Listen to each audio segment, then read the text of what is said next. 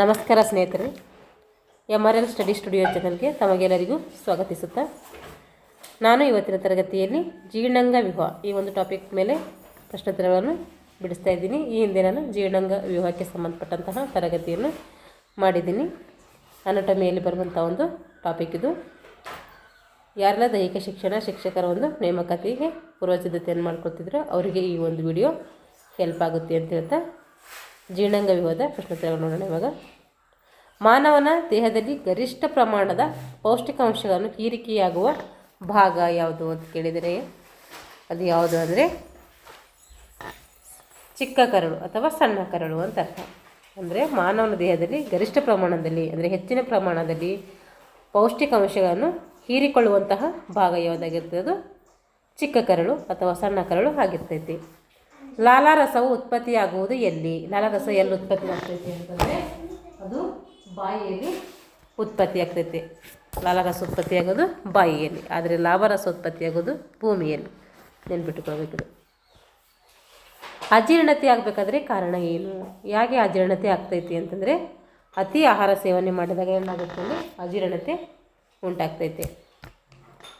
ಪ್ರಾಥಮಿಕ ಆಹಾರ ಜೀರ್ಣಕ್ರಿಯೆಯು ಆಗುವುದು ಎಲ್ಲಿ? ಪ್ರಾಥಮಿಕವಾಗಿ ನಾವು ಸೇವಿಸಿದಂಥ ಆಹಾರ ಮೊದಲು ಎಲ್ಲಿ ಜೀರ್ಣಕ್ರಿಯೆಗೆ ಒಳಪಡ್ತೈತಿ ಅಂದರೆ ಅದು ಬಾಯಿಯಲ್ಲಿ. ಅಗ್ರೋಸ್ಟಾಲಜಿ ಎಂಬುದು ಇದರ ಬಗ್ಗೆ ಅಧ್ಯಯನ ಮಾಡುತ್ತದೆ.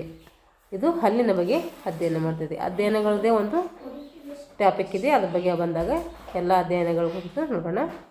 ಮಾನವನ ಬಾಯಿಯಲ್ಲಿ ಎಷ್ಟು ಹಲ್ಲುಗಳಿದ್ದಾವೆ ಅಂದರೆ 32 ಹಲ್ಲುಗಳು ಇದ್ದಾವೆ. ಎಷ್ಟಿದ್ದಾವೆ ಬಾಯಿಯಲ್ಲಿ?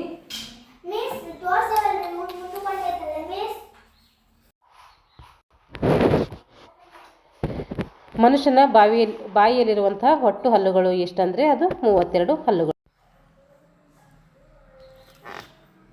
ಮನುಷ್ಯನ ಬಾಯಿಯಲ್ಲಿರುವ ಒಟ್ಟು ಹಲ್ಲುಗಳ ಸಂಖ್ಯೆ ಕೇಳಿದರೆ ಅದು 32. ಕೆಳಗೆ 16 ಮೇಲೆ 16 ಒಟ್ಟು ಕೇಳಿದರೆ 36. ಅಯೋಡಿನ್ ಯುಕ್ತ ಆಹಾರವು ಕೆಳಕಂಡ ಕಾಯಿಲೆಗಳನ್ನು ತಡೆಗಟ್ಟಲು ಏನು ಮಾಡ್ತೈತೆ? ಸಹಾಯ ಮಾಡ್ತೈತಿ. ಯಾವ ಕಾಯಿಲೆ ಅಂತ ಅದು ಗಳಗಂಡ ಕಾಯಿಲೆ ಅಥವಾ ಗಳಗಂಡ ರೋಗ ಅಥವಾ ಗಾಯಿಟರ್ ಅಂತೇಳಿ ಕರಿತೀವಿ. ಅಯೋಡಿನ್ ಯುಕ್ತ ಉಪ್ಪು ಈ ಗ್ರಂಥಿಯ ಕೆಲಸ ನಿರ್ವಹಣೆಗೆ ಉಪಯುಕ್ತ.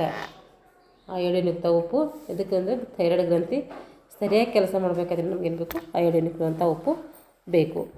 ಮಾನವನ ಶರೀರದಲ್ಲಿರುವಂತಹ ದುಗ್ಧರಸವು ಯಾವುದನ್ನು ಉತ್ಪಾದಿಸ್ತೈತೆ ಅಂದರೆ ಪ್ರತಿಕಾಯಗಳನ್ನು ಉತ್ಪಾದಿಸ್ತೈತೆ. ಮಾನವನ ಶರೀರದಲ್ಲಿರುವಂತಹ ದುಗ್ಧರಸವು ಪ್ರತಿಕಾಯಗಳನ್ನು ಉತ್ಪಾದಿಸ್ತೈತೆ. ಮನುಷ್ಯನಲ್ಲಿ ಯೂರಿಯಾವು ಎಲ್ಲಿ ಉತ್ಪತ್ತಿ ಆಗ್ತದೆ ಅಂದರೆ ಪಿತ್ತಜನಕಾಂಗದಲ್ಲಿ ಉತ್ಪತ್ತಿ ಆಗ್ತೈತೆ. ಯೂರಿಯಾ ಎಲ್ಲಿ ಉತ್ಪತ್ತಿ ಆಗ್ತೈತೆ ಅಂದರೆ ಪಿತ್ತಜನಕಾಂಗದಲ್ಲಿ. ಯಾವುದೇ ಜೀರ್ಣಕಾರಿ ಕಿಣ್ವ ವಿರುದ್ಧ ಜೀರ್ಣಕಾರಿ ದ್ರವವು ಏನು ಮಾಡ್ತೈತೆ? ಯಾವುದಪ್ಪ ಅಂದ್ರೆ ಅದು ಪಿತ್ತರಸ. ಯಾವುದೇ ಜೀರ್ಣಕಾರಿ ಕಿಣ್ವ ವಿರುದ್ಧ ಜೀರ್ಣಕಾರಿ ದ್ರವವು ಏನು ಮಾಡ್ತೈತೆ? ಕೆಲಸ ಮಾಡ್ತೈತೆ ಅಂದರೆ ಅದು ಪಿತ್ತರಸ.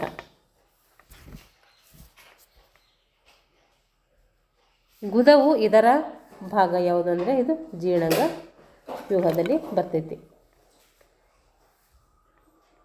ಯಾವುದರ ಜೀರ್ಣಶಕ್ತಿಗಾಗಿ ಮಾನವನ ದೇಹದಲ್ಲಿ ಅಮಿನೋ ಆಮ್ಲ ತಯಾರಾಗ್ತದೆ ಅಂದರೆ ಅದು ಪ್ರೋಟೀನ್. ಜೀರ್ಣಶಕ್ತಿಗಾಗಿ ಮಾನವನ ದೇಹದಲ್ಲಿ ಯಾವ ಅಮಿನೋ ಆಮ್ಲ ತಯಾರಾಗ್ತದೆ ಅಂದರೆ ಅದು ಪ್ರೋಟೀನ್. ಆಹಾರ ನುಂಗುವಾಗ ಶ್ವಾಸನಾಳವನ್ನು ಮುಚ್ಚಿ ಆಹಾರ ಕಣಗಳನ್ನು ಶ್ವಾಸನಾಳಕ್ಕೆ ಪ್ರವೇಶಿಸದಂತೆ ತಡೆಯುವಂಥ ಪದರು ಯಾವುದಂದರೆ ಎಪಿಗ್ಲಟಿಸ್. ಇದೇನು ಮಾಡ್ತೈತೆ? ನಮ್ಮ ಆಹಾರವನ್ನು ಸೇವನೆ ಮಾಡುವಾಗ ಶ್ವಾಸನಾಳಕ್ಕೆ ಹೋಗೋದಂತೆ ಏನು ಮಾಡ್ತೈತೆ? ಇದು ತಡೆಗಟ್ತೈತೆ.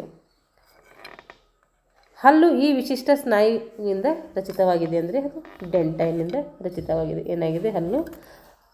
ಹಲ್ಲಿನ ಸ್ನಾಯುಗಳು ಅಥವಾ ಮೂಳೆ ಡೆಂಟನ್ನಿಂದ ರಚನೆಯಾಗಿದೆ. ನೀರಿನಲ್ಲಿ ಕರಗದ ಪ್ರೋಟೀನ್ಗಳನ್ನು ಸಣ್ಣ ಕರುಳಿನ ಯಾವ ಕಿಣ್ವದ ಸಹಾಯದಿಂದ ಅಮೈನೋ ಆಮ್ಲಗಳಾಗಿ ವಿಭಜಿಸ್ತದೆ ಅಂದರೆ ಪೆಪ್ಟಿಡೇಸ್.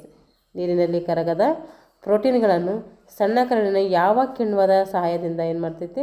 ಅಮೈನೋ ಆಮ್ಲವಾಗಿ ವಿಭಜಿಸ್ತದೆ ಅಂದರೆ ಪೆಪ್ಟಿಡೇಸ್. ಲಾಲಾಗ್ರಂಥಿಗಳು ಇರುವಂತಹ ಜಾಗ ಯಾವುದು ಅಂದರೆ ಅದು ಬಾಯಿ. ಲಾಲಾಗ್ರಂಥಿ ಎಲ್ಲಿರ್ತದೆ ಅಂದರೆ ಬಾಯಿಯಲ್ಲಿ ಕಂಡುಬರ್ತೈತೆ.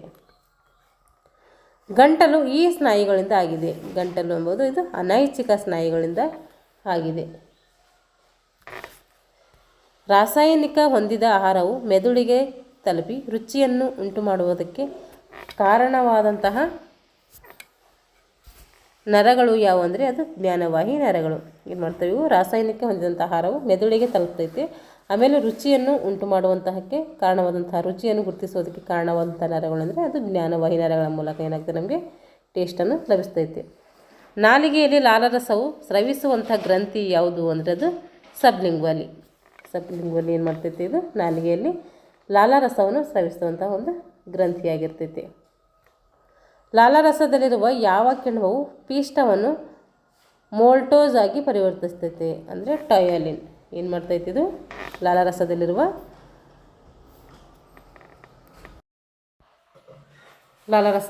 ಯಾವ ಕಿಣ್ವವು ಪಿಷ್ಟವನ್ನು ಮೋಲ್ಟೋಸ್ ಆಗಿ ಪರಿವರ್ತಿಸ್ತೈತೆ ಅಂದರೆ ಅದು ಟಯೋಲಿನ್ ಆಗಿರ್ತೈತೆ.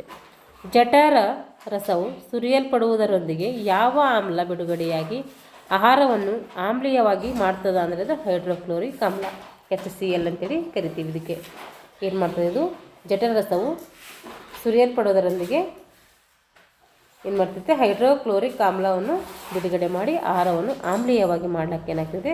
ಈ HCl ಸಹಾಯಕ ಆಗ್ತೈತೆ.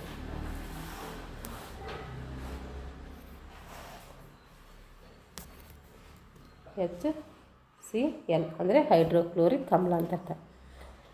ಜಠರ ರಸದಲ್ಲಿರುವ ಕಿಣ್ವಗಳು ಯಾವಂದರೆ ಪೆಪ್ಸಿನ್, ರೆನಿನ್, ಲೈಪಾಸ್. ಇವೇನು ಜಠರ ರಸದಲ್ಲಿರುವಂತಹ ಕಿಣ್ವಗಳು. ಪ್ರೋಟೀನನ್ನು ಪೆಪೆನ್ ಆಗಿ ಪರಿವರ್ತಿಸುವ ಜಠರದ ಕಿಣ್ವ ಯಾವುದಂದರೆ ಪಿಪ್ಸನ್. ಏನಿದು? ಪ್ರೋಟೀನನ್ನು ಪೆಪೋನ್ ಆಗಿ ಪರಿವರ್ತಿಸುವಂತಹ ಜಠರದ ಕಿಣ್ವ ಇದು. ಪಿತ್ತರಸವು ಬಿಡುಗಡೆಯಾಗುವಂತಹ ಭಾಗ ಯಾವುದು ಅಂದರೆ ಅದು ಯಕೃತ್. ಆಹಾರವು ಪ್ರತ್ಯಾಮ್ಲೀಯವಾಗುವುದು ಎಲ್ಲೆಂದರೆ ಅದು ಸಣ್ಣ ಕರಳಿನಲ್ಲಿ ಏನಾಗ್ತೈತೆ? ಪ್ರತ್ಯಾಮ್ಲೀಯ ಆಗ್ತೈತೆ. ಜಠರದಲ್ಲಿ ಆಮ್ಲೀಯವಾಗಿರುವ ಆಹಾರವು ಸಣ್ಣ ಕರಳಿನಲ್ಲಿ ಪ್ರತ್ಯಾಮ್ಲೀಯವಾಗುವುದಕ್ಕೆ ಕಾರಣ ಏನು ಅಂತಂದರೆ ಅದು ಮೆದುಜೀರಕ ರಸದಲ್ಲಿ ಸೋಡಿಯಂ ಬೈಕಾರ್ಬನೇಟ್ ಇರ್ತೈತೆ. ಅದಕ್ಕೇನಾಗ್ತೈತೆ? ಜಠರದಲ್ಲಿರುವಂಥ ಆಮ್ಲೀಯವಾಗಿರುವಂಥ ಆಹಾರ ಏನು ಮಾಡ್ತೈತಿ? ಅದು ಪ್ರತ್ಯಾಮ್ಲೀಯವಾಗಲಿಕ್ಕೆ ಸಹಾಯಕ ಮಾಡ್ತೈತಿ. ಅದು ಸಣ್ಣ ಕರಳಿನಲ್ಲಿ ಏನಾಗ್ತದೆ? ಅದು ಪ್ರತ್ಯಾಮ್ಲೀಯವಾಗ್ತೈತಿ. ಸಣ್ಣ ಕರಳಿನ ಕೊನೆಯ ಭಾಗ ಯಾವುದು ಅಂತ ಕೇಳಿದರೆ ಇಲ್ಲಿ ಅದು ಇಲಿಯ. 3 ಕಂಡುಬರ್ತವೆ. ಆ 3 ಯಾವುವು ಅಂದರೆ ಒಂದು ಡುಯೋಡಿನಮ್, ಜಜಿನಮ್, ಇಲಿಯಮ್. ಇದು ಕೊನೆಯ ಭಾಗ ಅಂದರೆ ಇಲಿಯಮ್. ಫಸ್ಟ್ನೇ ಭಾಗ ಅಂದರೆ ಡಿಯೋಡಿನಮ್. ಅನ್ನನಾಳದ ಉದ್ದ ಎಷ್ಟಂದರೆ 9 ರಿಂದ 10 ಇಂಚು ಅಂಗುಲ ಅಂತೇಳಿ ಕರಿತೀವಿ. ಇಂಚಿಗೆ ಅಂಗುಲ ಅಂತೇಳಿ ಕರಿತೀವಿ. ಜಠರದಲ್ಲಿ ಸೇಕರಿಸಲ್ಪಡುವ ಆಹಾರ ಪ್ರಮಾಣ ಎಷ್ಟು ಅಂದರೆ 300 ರಿಂದ 500 ಮಿಲಿಲೀಟರ್ ನುಗ್ಗದು ನಾವು ಆಹಾರವನ್ನು ಸಂಗ್ರಹಣೆ ಮಾಡ್ಕೋಬೋದು ನಮ್ಮ ಜಠರದಲ್ಲಿ. ಜಠರದಲ್ಲಿರುವ ಯಾವ ಕಿಣ್ವವು ಹಾಲನ್ನು ಮೊಸರನ್ನಾಗಿ ಮಾಡ್ತದೆ ಅಂದರೆ ಅದು ರೆನಿನ್. ಏನು ಮಾಡ್ತದೆ? ಇದು ಹಾಲನ್ನು ಮೊಸರನ್ನಾಗಿ ಮಾಡ್ತೈತೆ. ಮನುಷ್ಯನ ಶರೀರದಲ್ಲಿರುವ ಅತ್ಯಂತ ದೊಡ್ಡ ಗ್ರಂಥಿ ಯಾವುದಂದರೆ ಅದು ಯಕೃತ್ ಅಥವಾ ಲಿವರ್ ಅಂತೇಳಿ ಕರಿತೀವಿ. ದೊಡ್ಡ ಅಂಗ ಕೇಳಿದ್ರೆ ಅದು ಚರ್ಮ. ಪ್ರೋಥ್ರೋಂಬಿನ್ ಮತ್ತು ಫೆಬ್ರಿಸೋಜನ್ ಇಲ್ಲಿ ತಯಾರಾಗ್ತದೆ ಅಂದರೆ ಅದು ಯಕೃತ್ತಲ್ಲಿ, ಜಠರದಲ್ಲಿ ಏನಾಗ್ತೈತೆ? ತಯಾರಾಗ್ತೈತೆ. ಮಾನವನ ದೇಹದ ಜೀರ್ಣಾಂಗ ವ್ಯೂಹದಲ್ಲಿ ಜೀರ್ಣಕ್ರಿಯೆ ನಡೆಯದೇ ಇರುವಂತಹ ಅಂಗ ಯಾವುದಂದ್ರೆ ದೊಡ್ಡ ಕರಳು. ಸಣ್ಣ ಕರಳಿನಲ್ಲಿ ಏನಾಗ್ತದೆ? ಜೀರ್ಣಕ್ರಿಯೆ ಆಗ್ತದೆ. ದೊಡ್ಡ ಕರಳಿನಲ್ಲಿ ಏನಾಗಲ್ಲ? ಅದು ಜೀರ್ಣಕ್ರಿಯೆ ನಡೆಯಲ್ಲ. ದೊಡ್ಡ ಕರಳು ಸ್ರವಿಸುವ ಶ್ಲೇಷ ಯಾವುದು? ಅದು ಶೇಷ ಯಾವುದಂದರೆ ಅದು ಮ್ಯೂಸಿಸ್. ದೊಡ್ಡ ಕರಳಿನಲ್ಲಿ ಜೀರ್ಣವಾದ ಆಹಾರ ಬಂದು ಸೇರುವುದು ಭಾಗ ಯಾವುದಂದರೆ ಅದು ರೆಕ್ಟಮ್. ಆಂತರಿಕ ಮತ್ತು ಬಾಹ್ಯ ಸಂಪೀಡಕ ಎಂಬ 2 ರೀತಿಯ ಉಂಗುರ ರೂಪಿ ಸ್ನಾಯುಗಳಿರುವುದು ಎಲ್ಲಿ ಅಂದರೆ ಗುದದ್ವಾರದಲ್ಲಿ. ಎಲ್ಲಿ ಆಂತರಿಕ ಮತ್ತು ಬಾಹ್ಯ ಸಂಪೀಡಕ ಎಂಬ 2 ರೀತಿಯ ಸ್ನಾಯು ಅಂದರೆ ಉಂಗುರ ರೀತಿಯ ಸ್ನಾಯುಗಳಲ್ಲಿ ಇರ್ತವೆ. ಸಣ್ಣ ಕರುಳಿನಲ್ಲಿ ಆಹಾರವು ಎಷ್ಟು ಸಮಯ ಇರ್ತದ ಅಂದರೆ ಅಲ್ಲಿ 2 ಗಂಟೆಗಳ ಕಾಲ ಇರ್ತೈತೆ. ಸಣ್ಣ ಕರುಳಿನಲ್ಲಿ ಪೆಪ್ಟೈಡನ್ನು ಅಮಿನೋ ಆಮ್ಲವಾಗಿ ಪರಿವರ್ತಿಸುವಂತಹ ಕಿಣ್ವ ಯಾವುದಂದರೆ ಇರೆಪ್ಟಿಯನ್. ಇದೇನು ಮಾಡ್ತದೆ? ಸಣ್ಣ ಕರುಳಿನಲ್ಲಿ ಪೆಪ್ಟೈಡನ್ನು ಅಮಿನೋ ಆಮ್ಲವಾಗಿ ಪರಿವರ್ತಿಸ್ತೈತೆ. ಮಾಲ್ಟೋಸನ್ನು ಗ್ಲುಕೋಸ್ ಆಗಿ ಪರಿವರ್ತಿಸುವಂಥ ಕಿಣ್ವ ಯಾವುದಂದರೆ ಅದು ಮಾಲ್ಟೇಸ್. ಏನದು? ಮಾಲ್ಟೋಸನ್ನು ಗ್ಲುಕೋಸ್ ಆಗಿ ಪರಿವರ್ತಿಸ್ತೈತಿ. ಇಷ್ಟೇನಾಯ್ತಂದರೆ ಜೀರ್ಣ ಅಂಗವ್ಯೂಹದ ಮೇಲೆ ಏನು ಮಾಡಿದ್ದೀವಿ, ಪ್ರಶ್ನೋತ್ತರಗಳನ್ನು ಬಿಡಿಸಿದ್ವಿ. ಮುಂದಿನ ತರಗತಿಯಲ್ಲಿ ಮುಂದಿನ ಅಧ್ಯಾಯವಾದಂಥ ಅಂತಃಸ್ರಾವಕ ಗ್ರಂಥಿಗಳ ಬಗ್ಗೆ ತಿಳ್ಕೊಂಡು ಅದಕ್ಕೆ ಸಂಬಂಧಪಟ್ಟಂಥ ಪ್ರಶ್ನೋತ್ತರಗಳನ್ನು ನೋಡೋಣ. ಇಲ್ಲಿಗೆ ಈ ಒಂದು ತರಗತಿಯನ್ನು ನಾನು ಮುಗಿಸ್ತೀನಿ. ಯಾರೆಲ್ಲ ನಮ್ಮ ಚಾನಲ್ ಸಬ್ಸ್ಕ್ರೈಬ್ ಮಾಡ್ಕೊಂಡ್ರು ಚಾನಲ್ನ ಸಬ್ಸ್ಕ್ರೈಬ್ ಮಾಡಿಕೊಂಡು ನಿಮ್ಮ ತಯಾರಿಯನ್ನು ನಡೆಸಿ ಅಂತ ಹೇಳ್ತಾ ಥ್ಯಾಂಕ್ಸ್ ಫಾರ್ ವಾಚಿಂಗ್ ಆಲ್.